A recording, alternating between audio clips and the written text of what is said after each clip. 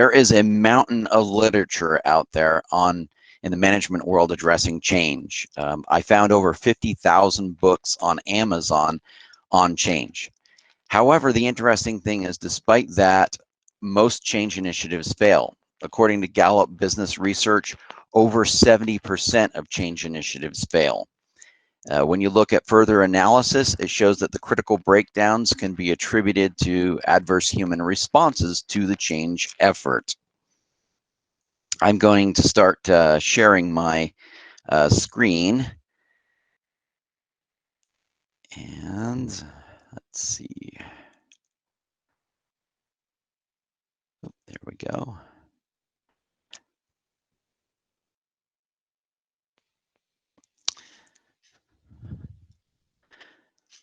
So in his groundbreaking research, author William Bridges aptly observed that it isn't the changes that do you in, it's actually the transitions. So I'm going to be using some different language today. It's not too hard to catch up to, but I want to point it out that change and transition are two different things and that we'll be talking about. When we're talking about change is referring to the external shift that that a change effort might be moving through. So for example, a new location, a new reporting structure, new software, those are all changes. A transition, however, is internal. It's the psychological process that people go through to come to terms with a new situation. So when I use the term change management or change initiative, I'll be referring to the change effort in general or the external aspects of the organizational change. And a change manager will denote a person responsible for planning and executing a technical shift. And when I use the term transition or transition leadership or transition leader, I will be referring to the alignment of the change to those who have to participate in it. And you'll notice that I purposely used a difference there, manager versus leader. And I'm not saying that one is better than the other. Both roles are necessary. But since we will be talking primarily about the human aspects of change, I'm going to be focusing on the leader's role. And I might also mention that even though those roles are distinct, a single individual usually performs both roles. And a successful change manager also has to be a transition leader, anticipating and planning for the human response to change. So let's begin by putting a change experience into the context of a transition. You may think that I have transposed or reversed this graphic, but yes, indeed, you see that the start of this begins with the ending and the beginning is last. In order to begin looking at the human dynamics of change, we have to look at it from this fairly simple model. Difficult concepts to execute. So a transition starts with an ending and finishes with a beginning. And between these terminals is the neutral zone. And you'll notice also that each of those phases stretches across the other. And the reason for that is phases don't necessarily have a clear boundary. They overlap, and humans we're messy. But typically when you're going through a transition, there is one that is dominant at a given point in time, and it gives way to the next. So oftentimes, change managers dwell on strategies to bypass the discomfort, but this short circuits the brain's natural ability to process and adapt to change. And we're going to be talking a lot about that today. And I will be providing you with a bunch of to-dos or ideas to try out. And we will be sending out later on also the PowerPoint slides, so you don't have to feverishly try to write everything down.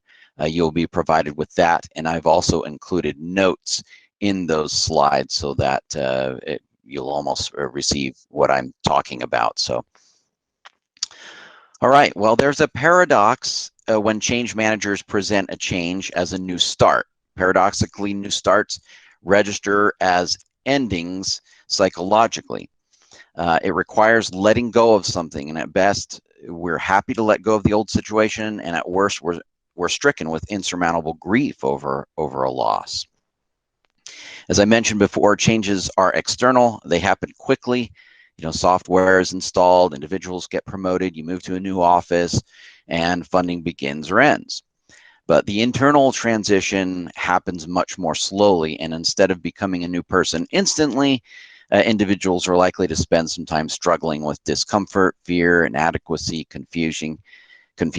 This is the nature of the neutral zone. And so we'll talk a little bit more about that in a little bit. Only after an ending and suitable struggle in that neutral zone can a real beginning occur. For change managers, the appeal of realizing a fantastic new vision can lead to a blind excitement that ignores the endings and tries to bypass that neutral zone. But recognizing the bitter realities that accompany some change can tempt the change manager to expeditiously move past the carnage with a blind eye. The transition leader, however, must recognize that successful beginnings require the type of energy, synergy, and innovation that can only be simmered and birthed after an ending and suitable time in that neutral zone that we talked about. So I like to say you wouldn't serve a stew immediately after turning on the stove, so don't expect a revitalized organization the moment a change is initiated. Let's talk about endings. The sense of loss is the leading cause of resistance in change efforts. The emotions associated with losing something can be welcome or traumatic depending on your perception. So for instance, most people who lose weight experience energy and a renewed sense of vitality. However, if you lose weight due to a disease, you're probably not going to experience the same euphoria. Similarly, an entry-level technician may be excited about the prospects for advancement brought on by a reorganization, while a seasoned veteran who spent a career climbing the organizational ladder may feel demoralized by that change. So some literature suggests that early adopters are a change leader's greatest asset. And as far as transitions go, this ignores the probability that early adopters may have an unrealistic expectation for what the change will do for them. If the expectation isn't realized later on, early adopters start to experience an ending later when others are emerging into a new beginning. I guess the bottom line really of this is we have to acknowledge that everyone in the organization experiences an ending, whether initially perceived as favorable or not. Endings are not bad. Another factor is the degree of impact. So some changes are perceived as minor to some individuals, while they're of great consequence to others. For instance, a new copy machine, it can be a really big deal for a person who spends a day printing, while a periodic user may hardly notice or care. So individuals who consider a change minor when it does not, they will consider a change minor when it doesn't significantly threaten the core framework of expectations that they've been operating under. So if, on the other hand, if a change invalidates those core expectations, it's perceived as a crisis. So both the impact and perceived loss and individual experiences have little to do with an employee's value, but it's easy for a change manager to feel disapproving of individuals who exhibit the negative reactions to the change initiatives. So a transition leader has to learn to recognize and understand the conditions elicited by the change. An ending phase of transition typically causes stress, even to individuals who might not initially acknowledge or be aware of the impact. In her pioneering work on death and dying, Elizabeth Kubler-Ross presented the idea of the stages of grief. The stages of grief are apparent in people who experience loss in organizations too.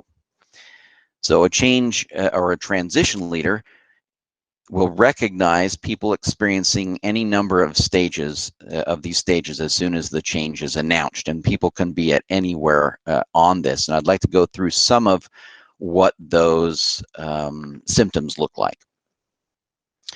So we start with the assumption that a person is in a stable position of comfort, and once the change is introduced, immobilization occurs, and the employee might be surprised, confused, otherwise discomforted, and this is followed by some degree of denial. Denial can look like the expression that, oh, the change isn't going to impact me, or I really welcome the change, even though I don't know what it fully entails, or that the change will merely fade as the flavor of the day and things will return to normal. These are all denial or denial symptoms. As the change begins to have noticeable impact, the employee may feel anger, and this may not be open hostility. In today's professional environment, most employees have learned a sense of decorum. So anger may be manifested by just venting with peers, or defiance to guidelines or directives, maybe some passive-aggressive behavior, even a rash of resignations. Anger gives way to bargaining. Employees may attempt to negotiate for small concessions or limit their involvement to activities, only the activities that they feel most comfortable with. And then employees may experience feelings of despair, victimization, or failure. They might exhibit decreased motivation, decreased drive. At some point, employees begin to experiment with the change itself. They get glimmers of hope, positive outlooks for the future might begin to emerge, and they begin to produce ideas, enhancements, and innovations within the new framework that's been presented with the change. Finally, the employee will reach the stage of acceptance, and they will make adaptations and experience success within this new framework. So a transition leader can play a role in helping employees through the ending. And while recognizing these stages and having trust that most employees will successfully navigate the transition, the transition leader should in no way tolerate unacceptable behavior. An employee spending some time venting or losing productivity in an environment of chaos and confusion is not the same. It's not the same as hostile, abusive, dangerous, or illegal behavior. These behaviors have to be addressed immediately. So where does a transition leader's role begin? A proactive transition leader will identify who's losing what. You can't identify every possible impact, but you can identify likely impacts by asking a few questions during the change planning process. So first, what is actually going to change? If you use phrases such as, oh, there's going to be improved productivity or greater access for the public, that doesn't spell out what is changing. You have to be more specific, such as the reception area is moving to this space, the data team is moving to the State Street office, and we are eliminating these 3 positions. What are the secondary impacts that you can anticipate? All staff in the W office will need to dedicate 4 hours a week for the next month, consolidating files, preparing them for archives or whatever. Bob and Lisa will need to switch offices. Carol will have an additional employee to supervise. So map these secondary changes out as far as you can, anticipating a long chain of cause and effect relationships. So this is a vital part of the change planning process. Now identify who is going to have to let go of something, and what do they have to let go of. Be sure you identify more than just tangible assets. So for instance, Mark is going to lose the program he spent 5 years building, and will be placed in a position that limits her promotional opportunities. John will be physically isolated from colleagues he most trusts. These are all going to have psychological impacts for the employee. So anticipating the answer to these questions addresses transition, and that's what we're talking, transition. Asking the questions during the change planning process helps all the change managers begin to think about the human dimensions of the change that's presented. So Leaders are in the communicating business, right? The transition leader should keep in mind 4 concepts that when communicating change. First one, number 1, it's not a secret. If you think that concealing the news until the last minute will avoid heartache, you need to ask yourself if you're willing to trade heartache for bitterness and distrust. So any information that's not confidential should be shared. The grapevine is likely already spreading the news. So even if you have an effective secrecy pact, keeping that information secret will lead employees to distrust future communication as incomplete or untrustworthy. Repetition, number 2, repetition. Just because it was announced once doesn't make it stick. Share the change details numerous times and in various different ways. Countless emails might be good, but you should assure that you're using some other vehicles as well. Number 3, it doesn't trickle down. You can't rely on the chain of command to relay the change initiatives accurately. Supervisors, other supervisors who are involved with the change are going through the transition themselves, and they're likely to experience confusion and anxiety. Some supervisors might delay communication, and it's important to inform the management team and supervisors, but communicate the change initiative as broadly as possible. Number 4, silence is deadly. The idea that you don't say anything until you know the details can be dangerous. People fill in the information when none is provided. So don't be afraid to say what you don't know. Let them know what the approximate timeline is and report back, even if the decision is delayed. So what is a transition leader to do or not do to help individuals once a change is announced? Well, first, don't argue with what you hear. Loss is a subjective experience, so discounting a person's expression of loss will at best silence them and at worst heighten their sense of loss and isolation. Acknowledge the losses. Expressing sympathy goes a long way. Deal openly with the loss. You don't have to have a solution or replacement for the loss. You just have to be willing and present to acknowledge it. Don't own misdirected blame. When anger is expressed, it's often searching for a scapegoat. So you don't have to accept the blame for the way the person feels. You cannot take those feelings away from them. Don't be baited by bargaining attempts. Distinguish the real problem solving from desperate attempts to avoid or undo the change. Don't belittle the anxious. Catastrophic fantasies commonly erupt with changes. Don't make people feel stupid for feeling anxiety, but simply give them correct information as you have it, but don't invent stories yourself to try to quell the anxiety. Don't promote unrealistic hope. Don't try to reassure people by painting false or unlikely positive scenarios. And support the disoriented. Confusion, forgetfulness, disorganization commonly occur during change, even among the most competent individuals. Provide reassurance that this is normal and assist where possible with some patience and understanding. That'll go a long way.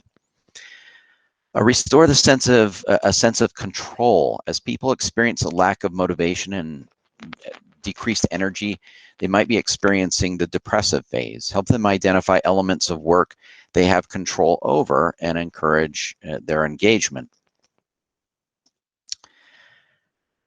So when a change is introduced, it's exciting to think about the future, and there's nothing taboo about talking about the future, but transition leaders are also sensitive to the ending that the new change initiates and that people are experiencing and struggling with.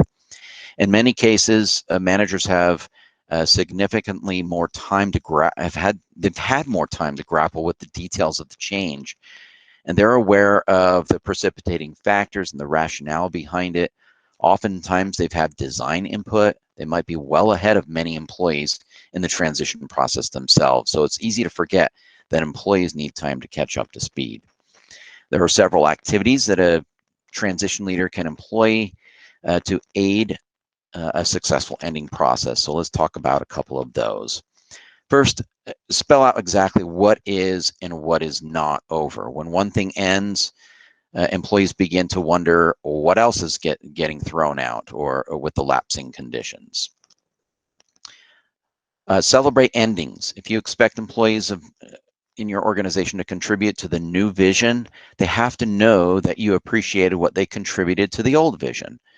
It seems simple, but symbolic or celebratory activities to conclude a chapter of the organization's history might be very appropriate. There was one organization that, for example, having reached the end of the program's funding, decided to hold a breakfast to recognize staff and stakeholders who contributed over the years. Respect the past. Regardless of how great you expect the change to be, respect the past. Enthusiasm for the future can sometimes lead change managers to denigrate the past or even ridicule people who contributed to the past processes. This sets up, if you're doing this, this sets up an adversarial relationship between early change adopters and those whose commitment you're hoping to earn still. Finally, people long for a piece of the past. They tell stories, unearth artifacts that remind them of old projects and processes or even colleagues. One consolidated organization found that there was a run on the old agency's logo wear. For months, employees wore the logo wear on Casual Friday in a display of pride regarding their past affiliation. So eventually, they integrated to the new organization's logo wear and with their wardrobes, and accepted during the acceptance stage. So this could have been viewed as a divisive practice by wearing the old organization's logo, but it was permitted and accepted as an important part of the employee's history. Well, getting people to let go of one thing, but leading in the neutral zone is a different type of challenge. And characteristically, transition leaders recognize that this phase is emerging when the most disconcerting situations arise. Excuse me. This is also referred to as the groan zone, and it's characterized by struggle and difficulty. So some of the symptoms of this is a loss of productivity, energy, motivation, feelings of disorientation and self-doubt, a reemergence of old resentments. Maybe employees feel overloaded and frustrated. There's a lot of miscommunication that abounds. Individuals generally flee to polar opposites. Some race toward the new beginning, and others try to dig in and save the old way.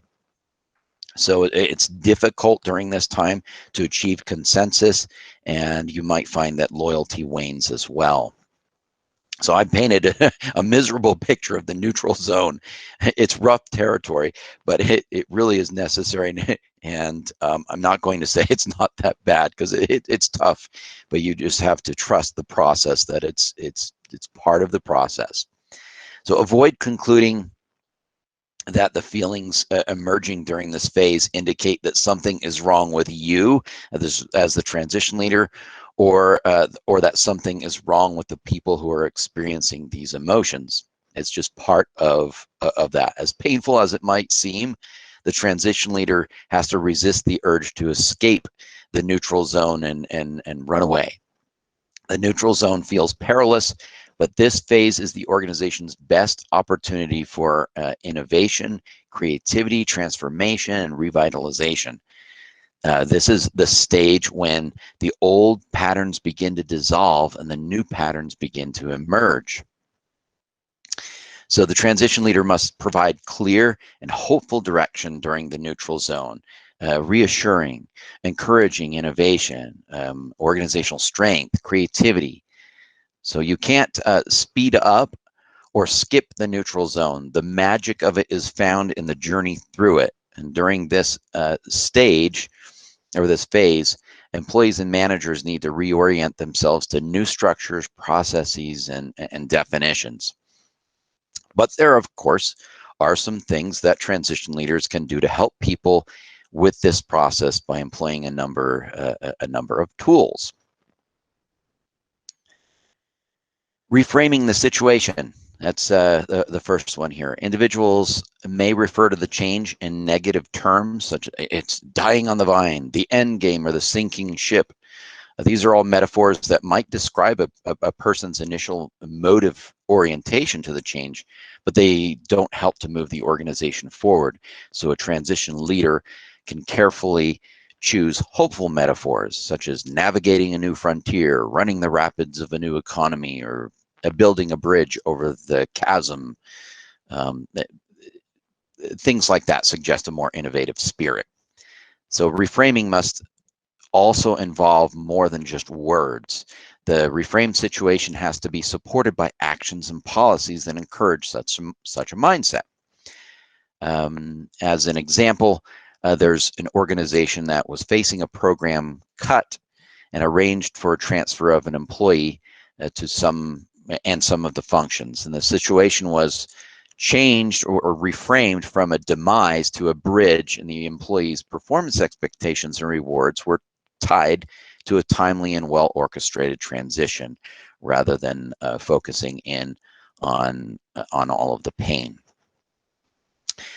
Temper the rate of change. People need time to adjust to change, and the number and rate of changes can determine the probable success of transition.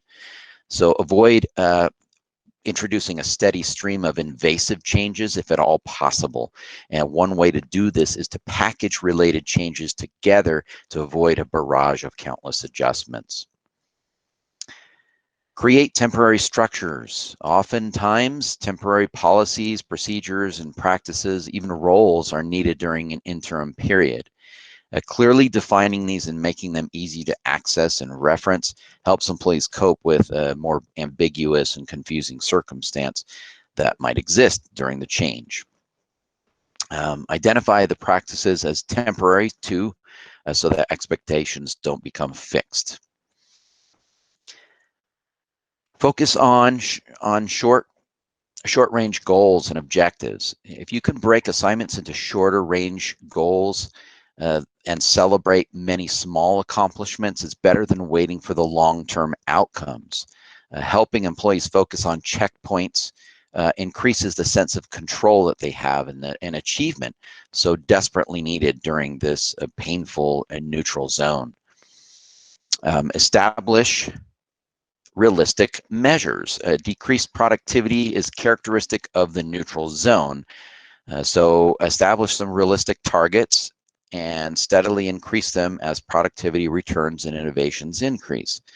Setting unrealistic targets is only going to frustrate people and create more resentment. Determine some emerging needs. During the neutral zone, all kinds of gaps start to reveal themselves. As knowledge, skill, and technology gaps become apparent, do everything you can to provide employees with the necessary training, equipment, and resources to meet the new expectations. You know, there's really no better time to create community than in the midst of chaos. If you think of times in our communities and workplaces when you felt tremendous pressure or threat, perhaps you recall a spirit of cooperation and ingenuity, even though the direction may not have been so clear. So adversity tends to reveal opportunities to create strong bonds, and effective transition leaders are able to harness that. So cultural anthropologists refer to the neutral zone as a state of liminality, which I learned is really originates from a Latin term meaning threshold. So I think this is great because figuratively a person stands at the threshold between their previous way and a new way. So in their extensive studies, Arnold von Genep and Victor Turner observed that establishment of customs, traditions, and rituals plays an important part in helping people transition from the uncertainty of this neutral zone to a more permanent social structure. So for this reason, the neutral zone is an opportunity zone. The transition leader has an important task to rebuild a sense of identification within the group and foster connectedness with one another. And this can be accomplished by establishing a structure, safety, and encouragement. To be effective in doing this, the transition leader should keep in mind 3 principles. 1, look for opportunities to build community outside the typical myopic scope of a small work unit.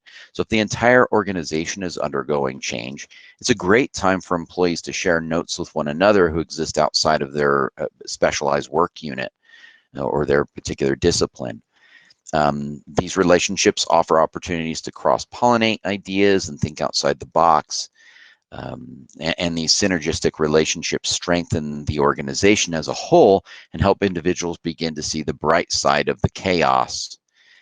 So intergroup projects, activities, picnics, and the like supersede old boundaries, and they can spawn creativity.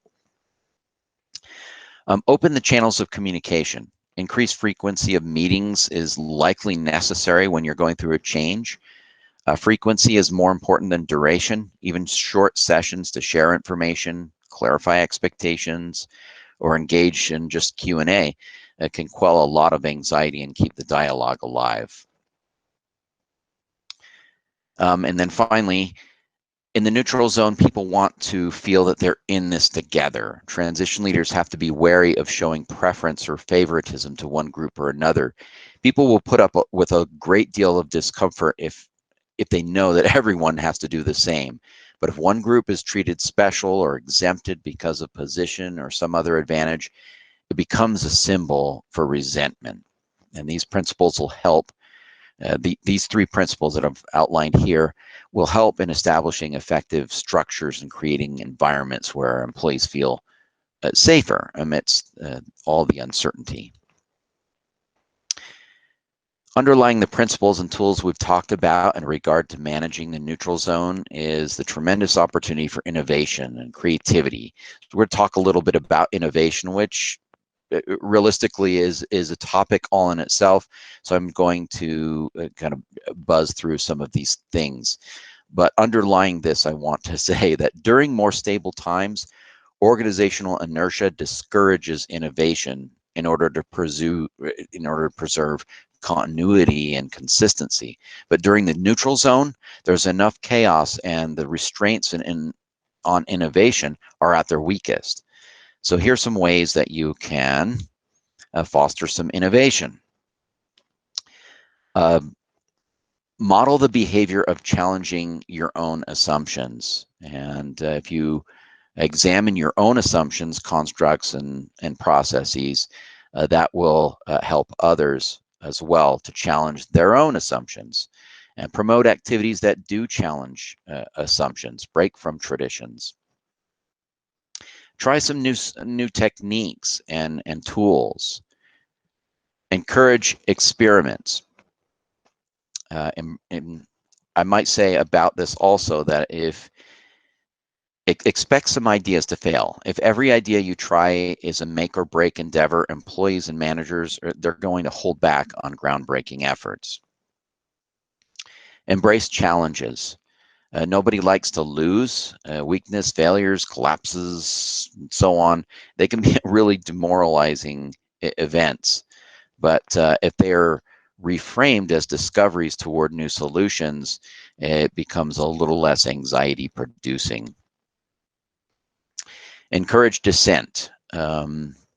This, I'm not talking about being belligerent. Dissent doesn't have to be belligerent. It can be respectful and professional. One thing that a leader can do also is, if this is not natural for the group, or people are feeling reserved, a transition leader can specifically assign particular individuals or a group of individuals to pose challenges and confront the assumptions that the group is having. Engage in brainstorming and resist premature certainty. When you're in chaos, there is a tendency to latch on to the first the first conventional idea that presents itself. So a rush to answer or close an issue is tempting in the name of solidarity, but a pattern of doing this can choke off new ideas and ultimately stunt progress. So one of the greatest challenges for a transition leader is accurately observing the impact of various change decisions. And leaders generally assume that feedback will be received through chains of command and other established conventions, but this rarely happens as feedback gets filtered and reinterpreted and sometimes altogether blocked, even on its way upward. There's a mechanism, and I'm not going to go into this in fine detail, but called this mechanism is a transition monitoring team. It's actually assembled by the transition leader to give feedback to the leader. The important part of this is that their scope is limited. They are broadly representative in terms of the disciplines or the work groups that they might be involved in, as well as levels of the organization. And what's really important for a transition monitoring team to have is direct access to the leader and to have regularly scheduled report backs where they can share what's working and what is not. So here we are now at the beginning. After individuals wrestle with the change in the neutral zone and they emerge in a new beginning.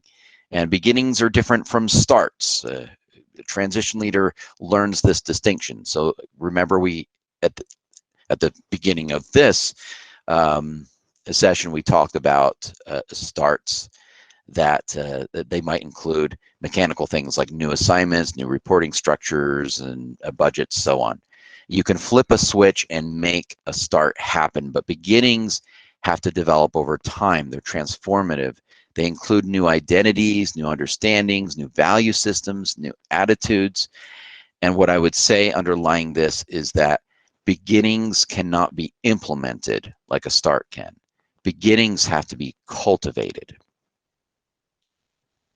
So beginnings are both scary and exciting. They're scary because they solidify the new commitments with a sense of finality. They also confirm that the ending really happened, and beginnings feel risky. There's no guarantee that the change will work. It hasn't been played out over time. It's uncharted territory. So beginnings sometimes can trigger old anxieties and memories of past failures, incidents, or even traumatic organizational events. Also, for a few, the neutral zone was a comfortable place. There are some individuals who thrive in an environment of ambiguity and chaos. They have difficulty adjusting to more fixed patterns or processes. And let's face it, there are some who have enjoyed the chaos because it offered them a break from routine performance pressure. But beginnings are also exciting. So they signify continuity and reduced ambiguity. They can come as a great relief from the tumult of the neutral zone. And this can be a very affirmative and stabilizing feeling. And individuals who have wrestled in the neutral zone are often ready and eager to activate their commitment. So beginnings may serve to confirm new identities that have been uncertain for some time. And in some cases, beginnings offer a severance from past weaknesses, failings, or limiting systems. So the transition leader can cultivate beginnings by understanding and employing the 4 Ps. They are a purpose, picture, plan, and part. This borrows from psychologist Carl Jung's pioneering work, and you can see dimensions in this that are found in tools like the Myers-Briggs type indicator as well. So let's explore these 4 Ps. The first is a purpose.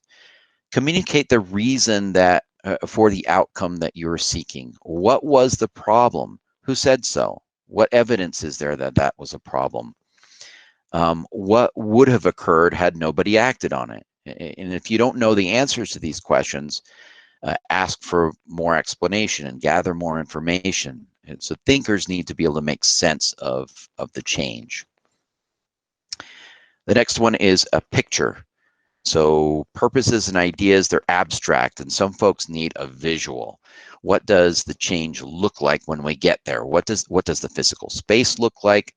How do people operate and interact? How does the work get done? What will people experience? Use some show and tell. There are numerous visual aids, maps, diagrams, videos, prototypes. And keep the picture imaginable and realistic. Plan. Changes are often well scheduled with stages and rollout dates. Transitions get overlooked in planning oftentimes, though. So when you're planning, focus on the process milestones. When will leaders communicate such and such? When will this training be delivered? When and how will the new designs be posted? When will transition teams be formed? When will site visits occur? When and where will the celebration take place? Transition plans differ from change plans. They're more focused on the person's orientation to the change than the change itself. Part, the last P is part. People need a role to play.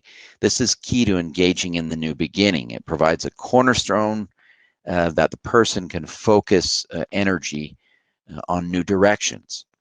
An employee needs to know what part they're going to play in the new structure and have a part in the transition itself. So most effectively, the employee could have a part in a planning group, a task force, or some other direct role, but minimally an employee could have at least an opportunity to provide input.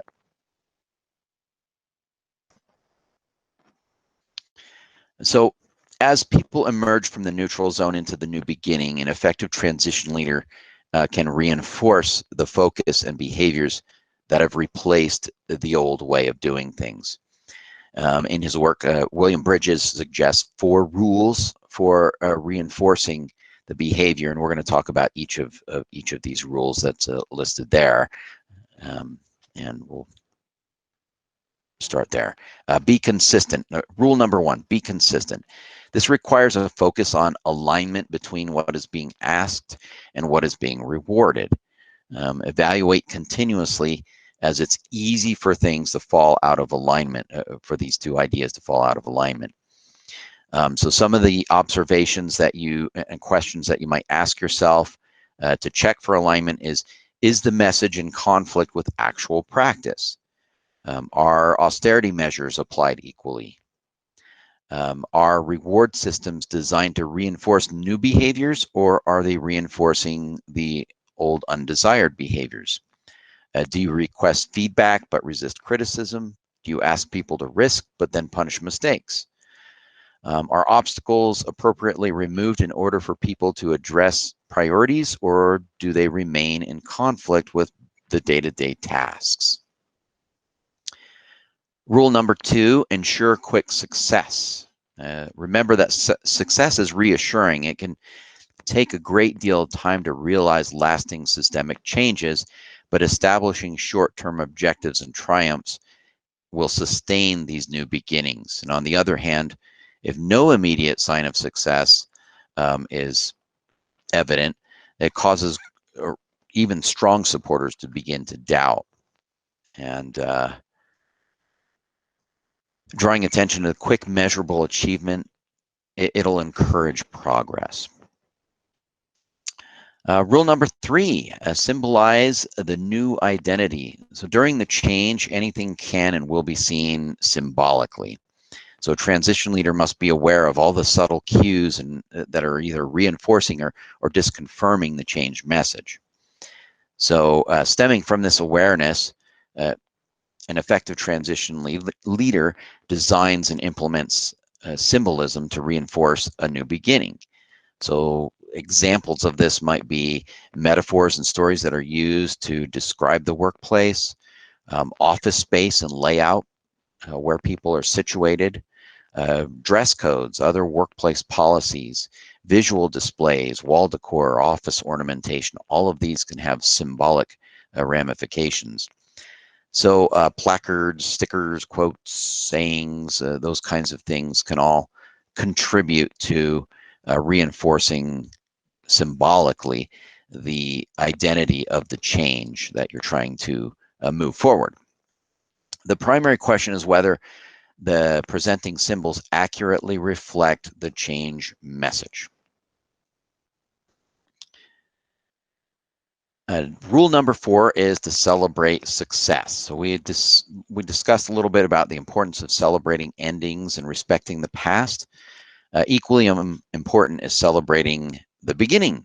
There are numerous ways to do this. They can be big or small, novel or routine. They can be lighthearted or formal. Regardless, it marks a spot in time for an important achievement. And the purpose is to mark the conclusion of the change initiative and prompt the finish of the transition. I might add that naturally some individuals will still be maneuvering through their personal transitions, but the timing should coincide with the majority emerging from the difficult phase, from the more difficult phases of transition. So let's return to the simple model that we started with here. A transition starts with an ending and finishes with a beginning, and the role of the transition leader is one of coach and guide as the organization moves through the change, the phases of transition, and moves through the change initiative itself. So there are lots of tools that a leader can use to increase the odds of success. I've shared a few today, and really this, my hope for you was to provide, to introduce you to the phases and concepts of the transition process, the human side of change, and how they differ from the change initiative itself. And I'm hoping that this increases your awareness and understandings as you approach your next change initiative. And I say is continue to plan, develop, hone the skills and techniques that will make you a successful transition leader. Happy leading. Before you take off, I want to be sure to note that in 2 weeks, on October 7th at 10 a.m., Dan Chase will be presenting Lasting Leadership Lessons. This is going to cover some leadership topics, any specific circumstances that transcend specific circumstances or crises. We've been talking a lot about the crises of the COVID-19 world and things that we've been dealing with that have rocked our world a little bit lately. We're going to return to some of the tried and true lessons that have applied historically, that apply today, and still apply under normal conditions. So some of the questions that Dan will address are why most leadership development efforts fail. Why is it that the relationship between, or what is the relationship between management and leadership? What is the importance of organization and leader fit? And how do you become an authentic transformational leader? So please join us on October 7th for Lasting Leadership Lessons. With that,